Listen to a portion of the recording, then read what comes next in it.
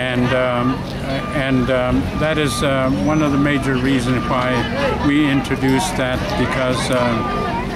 because of that, and the issue of our restoration of our hunting and fishing rights that was extinguished by Alaska Native Claims Settlement Act, that extinguished our hunting and fishing rights, to completely restore our hunting fishing rights, so we wouldn't have the issue of all of these regulations that are destroying our cultures and our way of life.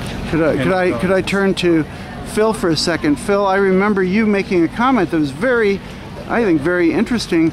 You said, look, the federal government or the state government doesn't grant rights, doesn't give rights. These are rights that are inherent, and the tribes just have them. They just need to exercise their sovereignty. Isn't that right?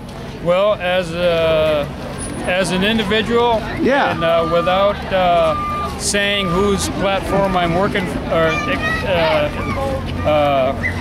standing for, I'm standing for my own personal opinion is that I believe firmly in the Declaration of Independence, that we hold these truths to be self-evident, that all men are created equal and that they're endowed with unalienable rights. Every one of us are endowed.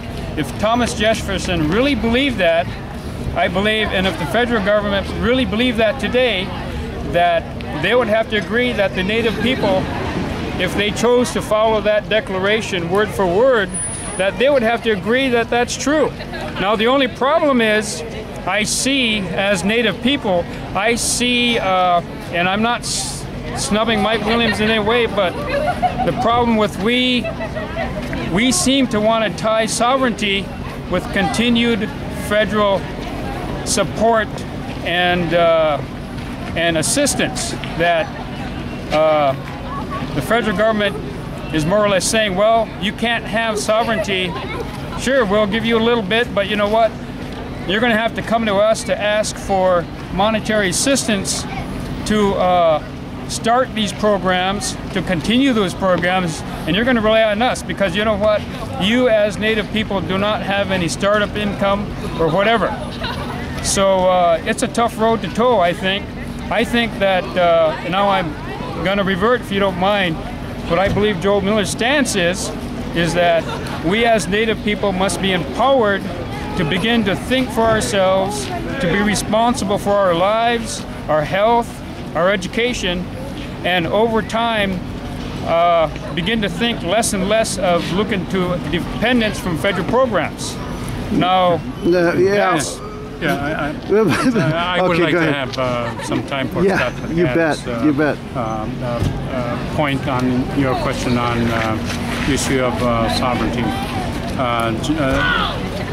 Scott McAdams explicitly is committed in respecting our tribal sovereignty in Alaska, and he made those statements, and that's on his platform, that he would support the self-determination and well-being of Alaska Natives.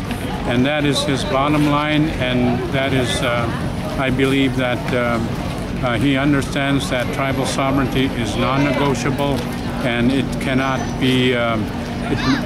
be wiped out by any laws or anything else, but our inherent sovereignty is to be respected, and with his commitment in Sitka, that he, when those funds were about to be cut off from the tribes, he worked with the Sitka tribe to come into an agreement to provide those needed services to the tribal citizens there, and that's walking the talk and respecting the tribe's sovereignty. And again, he explicitly states that in his platform. Fabulous.